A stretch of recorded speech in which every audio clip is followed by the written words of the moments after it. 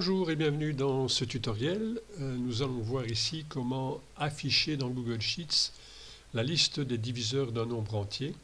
Alors, outre le but final qui est donc d'afficher cette liste de diviseurs, c'est aussi la démarche en elle-même qui est intéressante au travers des différentes fonctions qui vont être mises en œuvre pour arriver à cet objectif. Alors avant d'aller plus loin, je voudrais préciser que ce tutoriel est en partie inspiré d'une astuce proposée par Ben Collins dans une de ses newsletters. Ben Collins est quelqu'un qui propose pas mal d'astuces, toujours orientées Google Sheets. Franchement, ça vaut la peine d'aller y faire un tour si vous êtes intéressé par l'utilisation du tableur. Je vous mettrai l'adresse de son site internet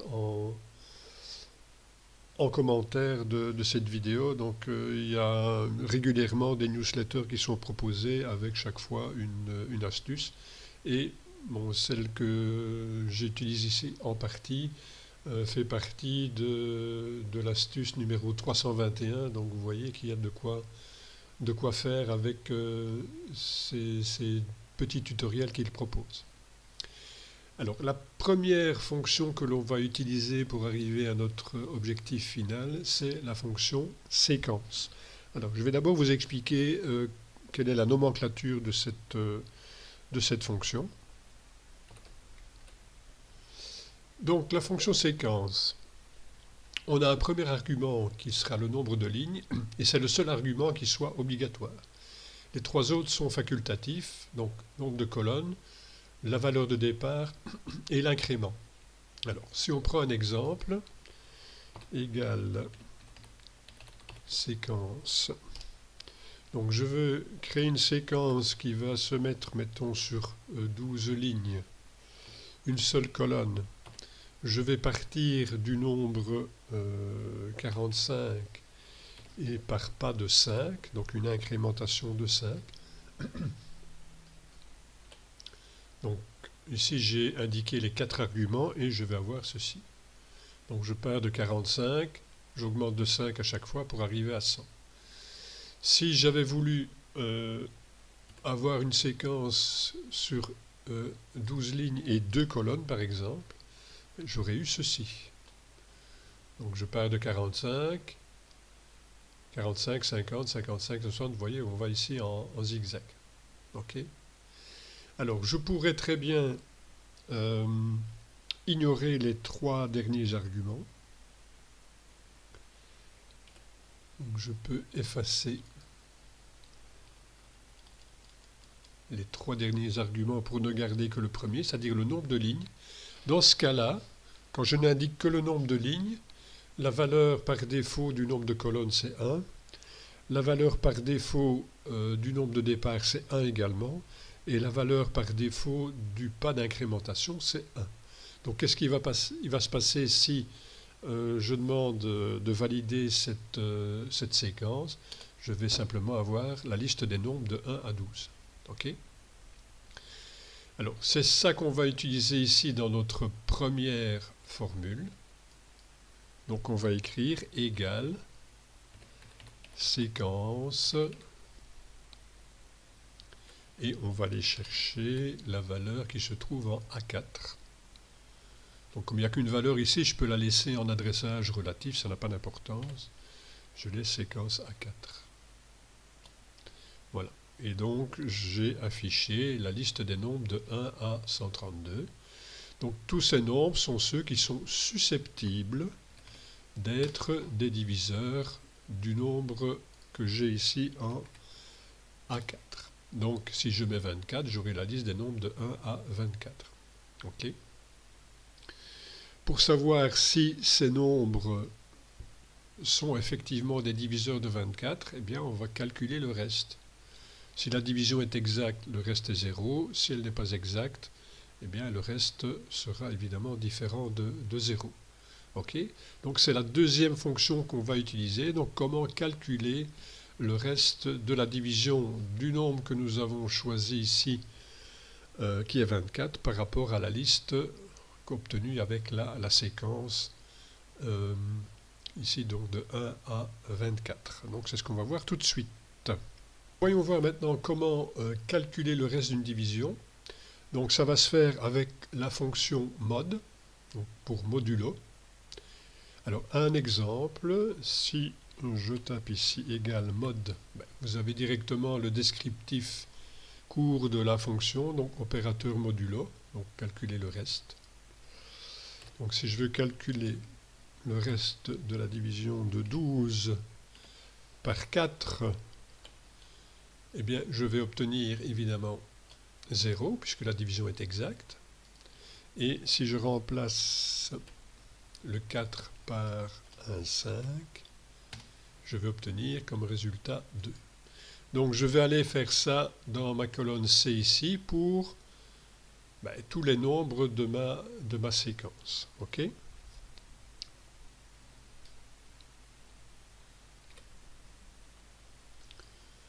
Donc ici dans la colonne reste, je vais venir écrire égal mod.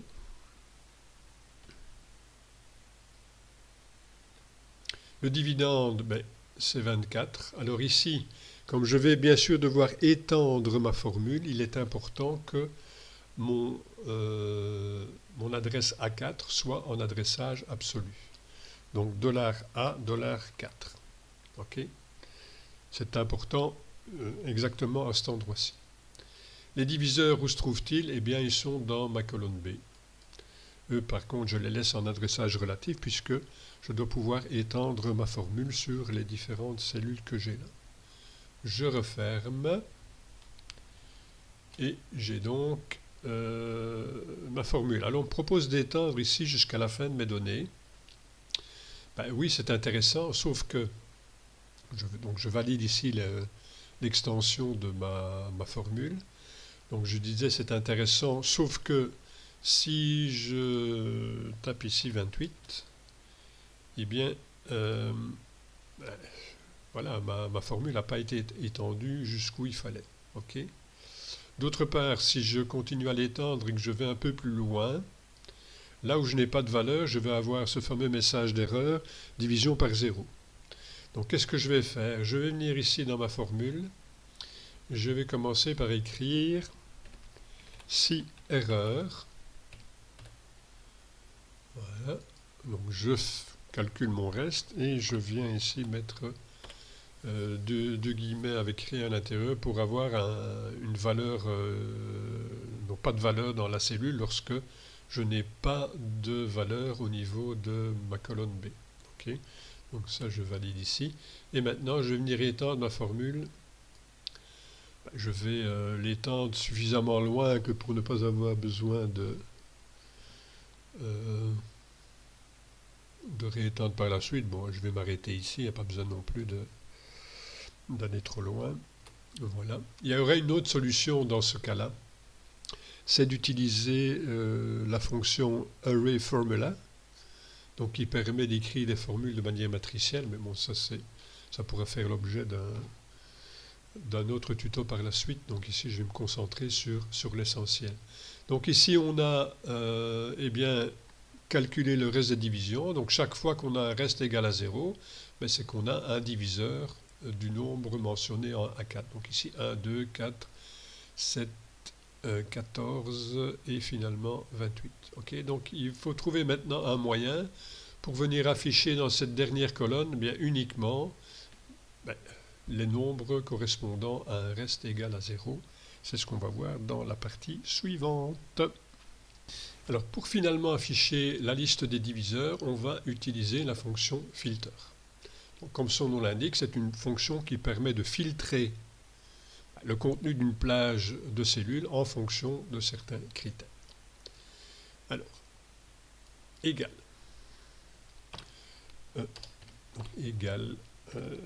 Filter. Qu'est-ce qu'on va aller filtrer? Eh bien, on va filtrer la plage B4B. Donc à partir de B4 jusqu'au bout du bout. OK. Et Ben, la condition, le critère, c'est que le contenu de la colonne C correspondant soit égal à 0, donc c'est 4. C égale 0. Tout simplement. Donc d'abord la plage que l'on veut filtrer et ensuite le critère sur lequel on veut que ce filtre se réalise. Je valide et j'ai la liste de mes diviseurs. Ok, si je change ici, 36. 72, ah ben oui, 72 chez nous, hein. 72, allez, continuons, 96. Voilà. Donc on a bien chaque fois la liste des diviseurs qui s'affiche. Donc on a utilisé trois fonctions. La fonction séquence, la fonction mode pour calculer les restes des divisions et la fonction filter pour venir chercher les nombres correspondant effectivement au diviseur. Donc ça fonctionne parfaitement bien. Alors la suite, qu'est-ce qu'on va faire encore? On va faire en sorte que la liste de diviseurs soit affichée sur une ligne avec une virgule comme séparateur. Et on pourra même aller plus loin. En première instance ici, ce sera de faire en sorte que les trois fonctions que l'on vient d'utiliser séparément, on puisse créer une formule unique pour arriver au résultat final. C'est ça qui va être intéressant. Et c'est par la suite avec cette formule unique qu'on pourra terminer avec la création d'une fonction nommée. Ce sera donc la cerise sur le gâteau. Allez, c'est parti pour la suite. Alors, nous allons donc regrouper les trois actions qui nous ont permis d'arriver à la liste des diviseurs en une seule formule. Ok, bon, vous allez voir, c'est pas très compliqué. Donc, cette formule unique, donc égale. Donc, la chose que nous devons faire, c'est un filtre. Donc, filter. Donc, on commence par la fin, en somme. Oups. Alors, on doit aller filtrer ce qu'on trouve dans la colonne séquence. Donc ça, c'est le résultat de la formule séquence A4. Donc ça, c'est ce qu'on va filtrer. Alors, ensuite, la condition, c'est que le reste de la division de ce qu'on a dans la cellule A4 parce qu'on obtient dans séquence soit égal à 0. Donc, mode. Alors, division de A4 par ce qu'on a dans séquence. Donc, séquence A4. Il faut que ceci donne comme résultat 0. Et voilà donc notre formule.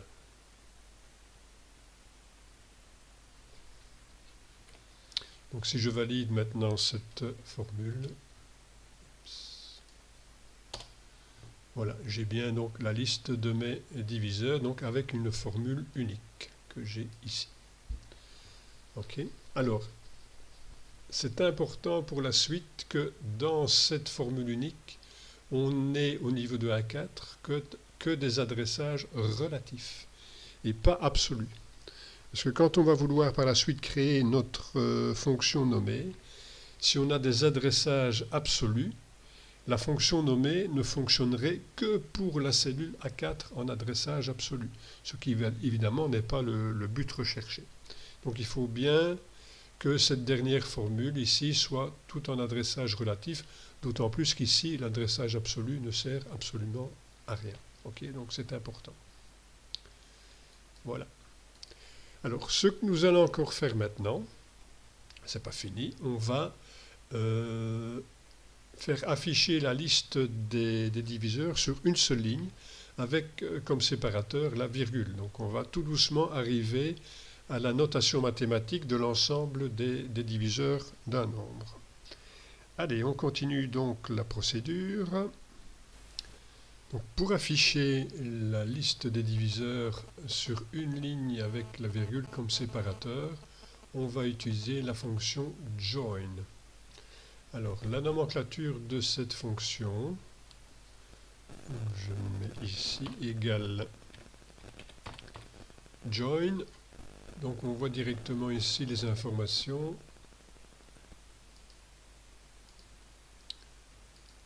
Voilà. Alors, on va mettre en premier paramètre le séparateur que l'on veut utiliser. Donc, ce sera ici la virgule. Et puis, normalement, on indique la plage de cellules que l'on veut écrire en ligne. Ici, on va tout simplement aller rechercher notre formule unique et la mettre donc à la place de cette plage que l'on veut écrire en ligne. Donc, je reviens ici, je referme ceci.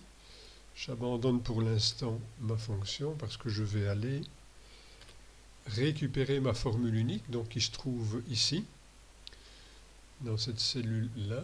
Donc c'est la formule filter. Voilà, donc je vous rappelle qu'ici on n'a plus besoin d'adressage absolu.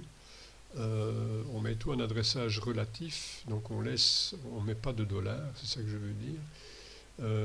C'est surtout important pour la dernière étape qui consistera à créer une fonction nommée. Donc je copie cette formule, CTRL-C, je viens ici, je vais écrire ma formule join, donc je mets entre guillemets le séparateur que je veux utiliser. Et puis je vais ici, donc en deuxième partie, en deuxième argument de ma fonction, je vais indiquer ma formule. Sauf que bien sûr, je vais venir effacer le petit égal que j'ai ici. Sinon, ça n'ira pas. Donc on voit directement ce à quoi on va arriver. Voilà, donc on a maintenant l'affichage en ligne avec la virgule comme séparateur. Et donc si je change ici le dividende, je vais écrire 121 par exemple. Voilà. Donc ça s'adapte automatiquement. Voilà, par exemple.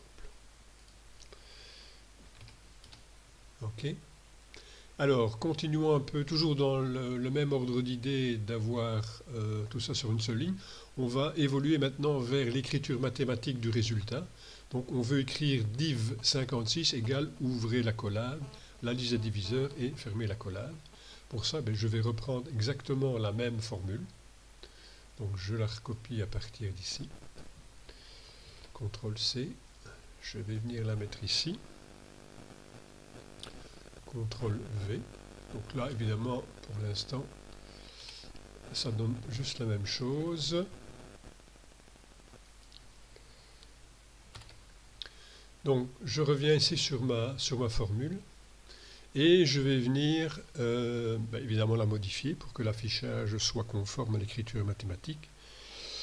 Donc, je viens ici dans ma barre de formule et je vais, donc avant la fonction join, je vais venir écrire div .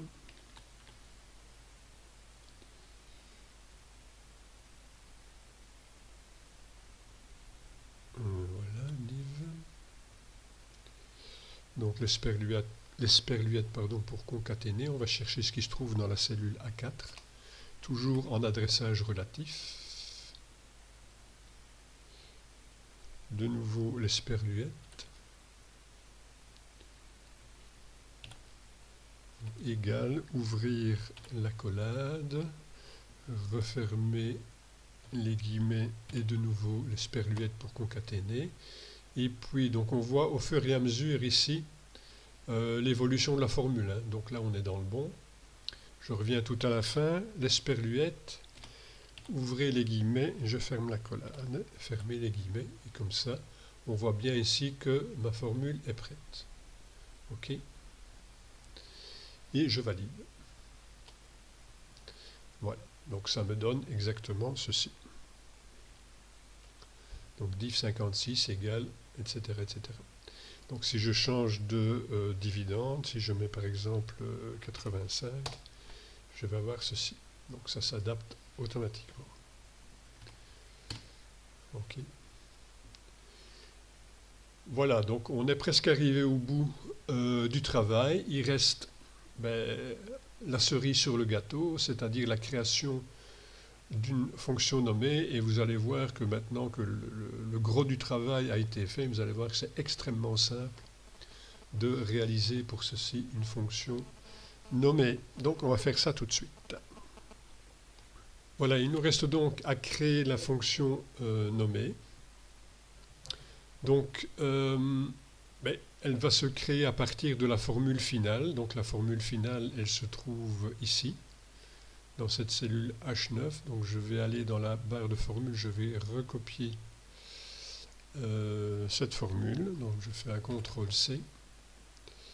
Et je vais venir créer ma fonction nommée. Donc données, menu données, fonction nommée. Et je vais venir ici ajouter une nouvelle fonction. Je vais lui donner un nom, je vais l'appeler diviseur, tout simplement, diviseur. OK. Description de la fonction, écrit l'ensemble des diviseurs d'un nombre entier. Voilà. Alors, non servant d'espace réservé pour les futures entrées, ce sera un nombre, tout simplement. Donc ça, je valide.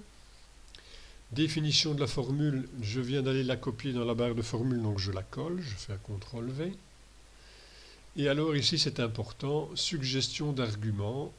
Donc je clique sur le A4 et je vais remplacer le A4 par nombre. OK. Et vous voyez qu'à ce moment-là, tous mes A4 ont été remplacés par nombre. OK.